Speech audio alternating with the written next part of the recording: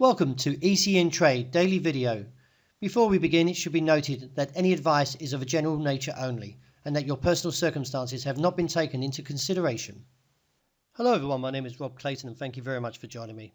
Well, the Australian dollar tumbled heavily overnight after breaking through that 75.95 support, which now serves as resistance, fell to a low of 74.40 in respecting that support region, with a slight intraday impulse to the upside coming through now. May look towards a possible re-challenge around that 18.95 area on 75, but unlikely to sustain.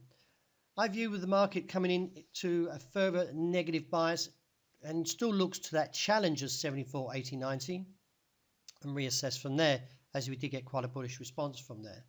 But nevertheless, the market is still poised for a bearish outcome. Well, with the US dollar, over the last 3 days consolidating since the bullish key reversal week of last week, the market is still looking for a move towards 105.70. A recess from there, because we could actually see a low towards the 103 near 14-year lows. Any advances in the next 24 hours should find a cap around 106.90 to 107.30.40. And do note that tomorrow morning at 4 a.m.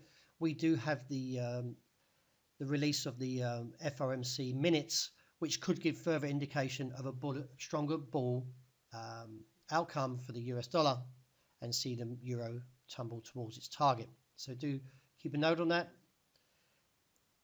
Dollar yen, very disappointing that the market has not responded to a very bullish outcome since rebounding off the low 110 handle. However, if the dollar view does come through and we do see a break of 111.10.15, this could give further impulse to the upside towards 65.75 and on towards 12.55.65. Now that being said, if the market does break beneath 109.90, then this would be a devastating blow for the bulls and could see a drop towards the 107 handle. So do keep a very close watch in the next 24 hours how this market plays, and do take note of that level of 109.90. Well, the sterling remains weak and now looking towards a challenge of that 124.20 support, which I expect will give way and then see further opening to the downside to 122.10.20 and reassess from there. Any advances in the next 24 hours should find resistance around that 125.20.60 area and firmer above where that 126 handle is likely to be guarded by the bears and most probably be camped out from there and show a firm round of supply if challenged. Well, as you can see, the market for the third time in gold has rejected that level of 12.62. With a high being at 61 overnight, I expect to see further weakness coming through and look for a move down towards 51 and lower towards 46 with an objective holding to 38.